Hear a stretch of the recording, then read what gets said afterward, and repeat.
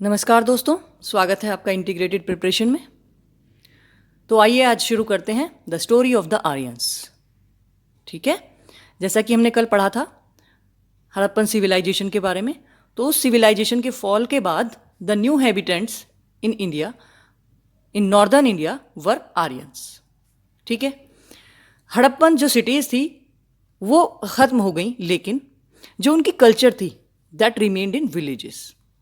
ठीक है, अब जो आर्यंस थे वो इसके बाद आना शुरू हुए फ्रॉम 1700 BC ऑनवर्ड्स, और ये ग्रुप्स में आए। ठीक है, एक साथ सारे आर्यंस नहीं आ गए इंडिया में, they came in groups and their coming continued for many centuries. ठीक है, अच्छा, वो पहले तो सेटल हुए पंजाब में, जहाँ पर आपकी इंडस नदी, झेलम, चिनाब, ये वाली पांचों नदियाँ बहती हैं। ठीक है, पंचनद का रीजन कहा जाता है इसको। And then they spread to eastern India.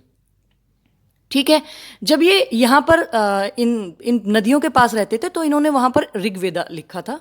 ठीक है, अच्छा, अब ये जो आर्यंस हैं इनका ओरिजिनल होम क्या था, इसको लेकर अभी तक कंट्रोवर्सी बनी हुई है।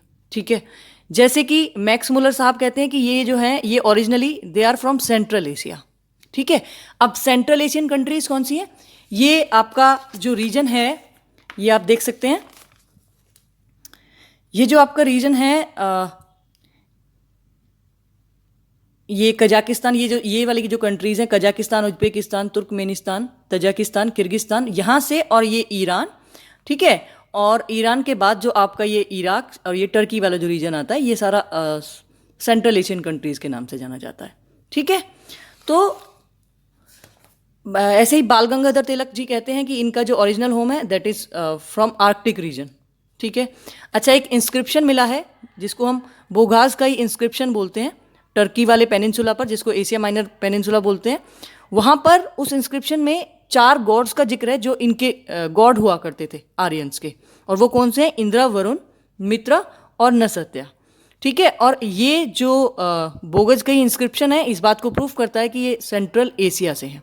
ठीक है, आर्यंस के बारे में जो हमारी नॉलेज है वो हमें 2 सोर्सेज से मिलती है, हमारी लिटरेरी सोर्सेज और आर्कियोलॉजिकल सोर्सेज।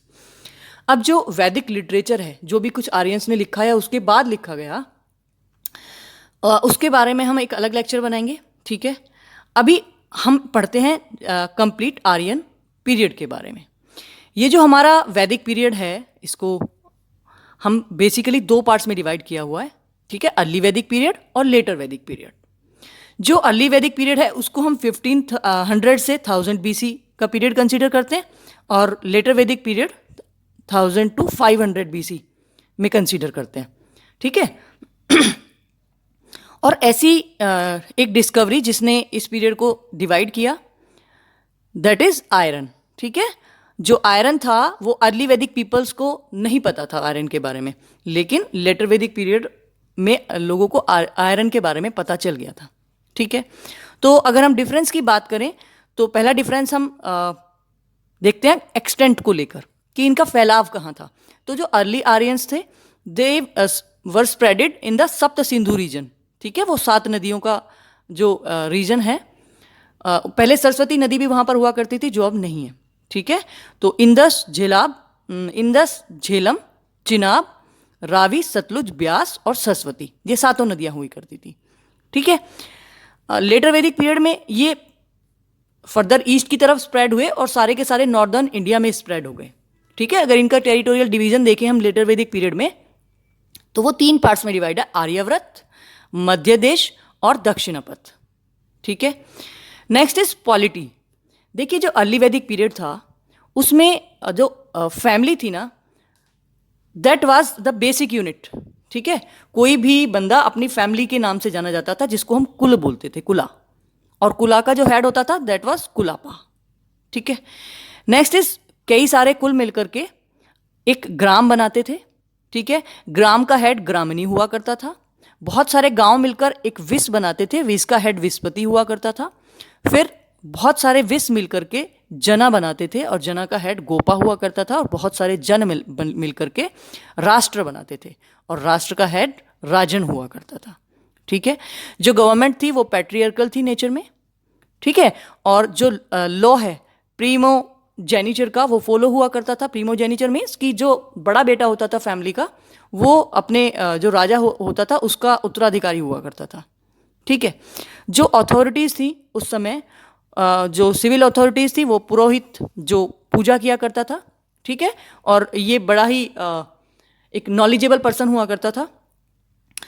उसके अलावा जो आप कह सकते हैं डिफेंस अथॉरिटी या आर्मी अथॉरिटी में सेनानी हुआ करता था। ठीक है। और ग्रामनी हुआ करता था, गांव का जो हेड होता था। ये लॉ एंड ऑर्डर मेंटेन करते थे। ठीक है। अब अगर बात करें हम, उस समय 3 असेंबली होती थी। देखिए, असल में तो राजन हेड, जो राजा था वो हेड हुआ करता था, उसको किसी की परमिशन की कोई ज़रूरत नहीं थी। लेकिन फिर भी 3 तरह की सभाएं होती थी, मीटिंग्स होती थी, जिनको हम सभा, समिति और विद्वत बोलते थे। राजा कोई भी डिसीजन अकेला नहीं लिया करता था। सभा होती थी वो मीटिंग जिसमें जो सिलेक्टेड पीपल होते थे, और वो किस आधार पर सिलेक्ट होते थे, या तो उनकी एज या फिर उनके अनुभव के आधार पर। ठीक है। उनकी मीटिंग होती थी। समिति में तकरीबन गांव के सभी लोग पार्टिसिपेट किया करते थे, और विद्वत में जो विमेन मेंबर्स होती थी वो भी पार्ट किया करती थी। ठीक है। अगर हम लेटर वैदिक पीरियड की बात करें तो अब किंग अथॉरिटी जो थी वो किंग के पास आ गई थी, और किंग सुप्रीम हो गया था। ठीक है। इसी पीरियड से रिलेटेड एक ब्राह्मण है, उसको हम तत्रीय ब्राह्मण बोलते हैं। वो थ्योरी उसमें बताई गई है जिसमें जो डिवाइन किंगशिप की थ्योरी है, मतलब राजा ही सबसे सुप्रीम है। ठीक है। अच्छा, जैसे यहाँ पर अथॉरिटीज पुरोहित, सेनानी और ग्रामनी हुआ करते थे, अब अथॉरिटीज, नंबर ऑफ अथॉरिटीज बढ़ गई थी। जैसे एक भागदुधा कलेक्टर ऑफ टैक्सेस हुआ करता था, सुता आपका सारथी हुआ करता था, और ये क्षत्रिय आपका चैम्बरलिन, जो रॉयल फैमिली होती थी उसके जो मैटर्स होते थे उनको डील करता था। और एक ये अक्षवापा, ये कोरियर, जो भी वहाँ पर मार्केट वगैरह होती थी उसको देख रेख के लिए हुआ करता था। और ये जो पहली 3 अथॉरिटीज़ थी ये भी कंटिन्यूसली फंक्शन ऐसे ही करती रही जैसे करती थी। ठीक है। अगर बात करें हम असेंबलीज़ की, तो जो विद्वत थी वो कंप्लीटली अबॉलिश्ड कर दी गई थी इस पीरियड में। ठीक है। और सभा और समिति पर भी राजा का कंट्रोल बढ़ गया था। राइट। Next is society. देखिए, अर्ली वैदिक पीरियड में सोसाइटी में 4 फोल्ड डिवीजन हुआ करता था। ठीक है। मतलब ये जो आपका होता है ना, ब्राह्मण, वैश्य, क्षत्रिय और शूद्र, बट ये जो डिवीजन था that was on the basis of Karma. जिसका जो मन करता था वो उस काम को कर सकता था। एक राजा का बेटा ब्राह्मण बन सकता था। ठीक है। ऐसे ही ब्राह्मण का बेटा कुछ और काम भी कर सकता था। ये जो डिवीजन था ये स्ट्रिक्ट नहीं था बिल्कुल भी। ठीक है। That was on the basis of Karma. लेकिन लेटर वैदिक पीरियड में ये जो डिवीजन था ये स्ट्रिक्ट हो गया। ठीक है। अब ऐसा नहीं था कि किसी का बेटा कुछ और प्रोफेशन कर सकता है। ठीक है। गोत्रा का जो कॉन्सेप्ट है, जो अभी हिंदूज में हम लोग गोत्र मानते हैं, सभी जानते होंगे, ये गोत्रा का कॉन्सेप्ट लेटर वैदिक पीरियड में इमर्ज हुआ। और जो 4 आश्रम्स होते हैं लाइफ के, ये आपके ब्रह्मचर्य, गृहस्थ, वानप्रस्थ और सन्यासी जीवन जो होता है, ये जो कॉन्सेप्ट है ये लेटर वैदिक पीरियड में इमर्ज हुआ, और ये जबाला उपनिषद में मेंशन किया हुआ है। ठीक है। यहाँ पर वुमेन को तकरीबन सभी राइट होते थे। ठीक है। उसको राइट था, जो विडोज हो जाती थी उनको राइट था रीमैरी करने का भी, और जो उनका हस्बैंड हुआ करता था रीमैरी करने के बाद उसको नियोग बोलते थे। ठीक। लेकिन यहाँ पर वुमेन का स्टेटस डिक्लाइन हुआ। ठीक है। अच्छा, यहाँ पर काऊ जो थी, काऊ को एक स्पेशल प्लेस ऑफ इंपॉर्टेंस होता था सोसाइटी में, और अगन्या बोलते थे काऊ को। जो कोई काऊ को मार देता था तो उसको पनिशमेंट मिलती थी। ठीक है।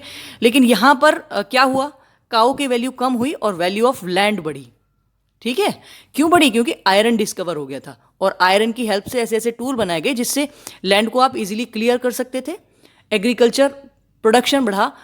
ठीक है। तो उसके लिए आपको लैंड की जरूरत पड़ती थी, तो इसलिए लैंड की वैल्यू बढ़ी। राइट। यहाँ पर 2 ड्रिंक्स हैं जो कंज्यूम करते थे आर्यन पीपल। ठीक है। कभी खास ओकेजन्स पे सुरा और सोमा। राइट। और अम्यूजमेंट हर तरह का करते थे। चैरियट रेसिंग भी हुआ करती थी, गैम्बलिंग भी हुआ करती थी, और अलग अलग तरह के गेम्स हुआ करते थे अर्ली वैदिक पीरियड में। ठीक है। अगर हम बात करें तो लेटर वैदिक पीरियड में, तो देखिए मैंने बताया आपको वुमेन का जो स्टेटस था वो डिक्लाइन हो गया था। एक अत्रिय ब्राह्मण है, वो उसमें दिया हुआ है कि जो डॉटर होती है ना, that is the source of misery. ठीक है। और एक मैत्रियानी संहिता है, उसमें 3 इविल्स के बारे में बताया गया है, लिकर, डॉटर और गैम्बलिंग। ठीक है। तो अगर हम रिलीजन की बात करें अर्ली वैदिक पीरियड में, जो नेचर है रिलीजन की, आप कह सकते हैं हेनोथिज्म, रिलीजन, मतलब ये लोग बहुत सारे गॉड को फॉलो किया करते थे, मानते भी थे, and every god was supreme. हर कोई गॉड अपने आप में सुप्रीम था, ठीक है। जो नेचर की पावर थी उन्हीं को एक पर्सन वाला रूप दे करके वो वर्शिप किया करते थे, ठीक है। जैसे उनके लिए सबसे ज़्यादा इंपॉर्टेंट जो प्लेस था गॉड्स में, दैट वाज ऑफ इंद्रा, ठीक है। नेक्स्ट जो प्लेस ऑफ इंपॉर्टेंस दिया हुआ था, अग्नि को दिया हुआ था। ये मानते थे कि Agni is the connection between earth and god, ठीक है। Next was the place of importance of Varuna. ये मानते थे कि वरुणा की जो ड्यूटी है that is to maintain the rituals, the rites, ठीक है। सूर्य को 5 फॉर्म में वर्शिप किया जाता था, सूर्य, सावित्री, मित्र, पुषान और विष्णु, ठीक है। एक सोमा जिसको आप चांद के साथ कनेक्ट करते हैं, उसको भी पूजा की जाती थी, और ये 9th मंडल है ऋग्वेद का, उसमें डिस्क्राइब किया हुआ है पूरा, ठीक है। अगर हम यहाँ बात करें रिलीजन की, तो अब ये जो गॉड थे इनकी इंपॉर्टेंस कम हो गई थी जो अर्ली वैदिक पीरियड में होते थे। अब जो प्रजापति, विष्णु और रुद्रा, जिनको क्रिएटर और ये मानते थे कि इन्होंने अर्थ को पूरी क्रिएट किया है। विष्णु जो अर्थ के हैं वो पालन हुआ करते थे, और जो रुद्रा हैं वो डिस्ट्रॉयर हुआ करते थे, ठीक है। पुषाना जो गॉड हुआ यहाँ पर हुआ करता था, वही पुषाना गॉड अब शूद्राज का गॉड हो गया था, ठीक है। और बृहदारण्यक उपनिषद में कॉन्सेप्ट दिया हुआ है ट्रांसमाइग्रेशन का और कर्मा का, राइट। और यज्ञ, यहाँ पर नॉर्मल यज्ञ हुआ करते थे जिनको हम यज्ञ बोलते हैं, यहाँ पर 2 तरह के हो गए थे, लघु और महा। और जो राजा है वो अपनी अथॉरिटी दिखाया करता था यजनाज के थ्रू, ठीक है, जिनमें राजसूया और आपके वाजपेया और अश्वमेघ यज्ञ हुआ करते थे। अगर हम इकोनॉमी की बात करें तो यहाँ पर जो अर्ली वैदिक पीरियड था उसमें लोग नोमैडिक एज को क्रॉस कर चुके थे। काओ ही मीडियम ऑफ एक्सचेंज हुआ करती थी, और बहुत अलग अलग तरह के प्रोफेशन हुआ करते थे, जैसे कोई पॉटर हुआ करता था, कोई एग्रीकल्चरिस्ट हुआ करता था, ठीक है। सर्जरी उस समय लोगों को पता थी, ठीक है। और यहाँ पर जो बर्तन जो यूज़ होते थे वो ऑर्चर्ड कलर्ड पॉटरी यूज़ होती थी, ठीक है, जो गेरुआ रंग की होती है। यहाँ पर अगर हम देखें लेटर वैदिक पीरियड में, तो लैंड की वैल्यू बढ़ गई, ठीक है। आयरन को ये लोग अयास बोलते थे, और ऐसे भी प्रूफ है कि लोग ना गिल्ड्स बनाकर बिजनेस करने लगे। जैसे कॉरपोरेशंस को गना बोला गया है, और श्रेष्ठिन्स को, एल्डर जो मैन होते हैं उनका जो समूह था उसको श्रेष्ठिन बोलते हैं, और इनकी जो कल्चर है उसको PGW पेंटेड ग्रे वेयर के नाम से जाना जाता है, ठीक है। तो ये था सभी कुछ आर्यंस के बारे में। कल हम पढ़ेंगे आर्यन लिटरेचर के बारे में, ठीक है फ्रेंड्स। तो आज के लिए इतना ही, okay, have a good day, thank you. और हाँ फ्रेंड्स, अगर आपको मेरी वीडियो अच्छी लगी हो तो सब्सक्राइब, शेयर, कमेंट और लाइक करना मत भूलिएगा। Thank you.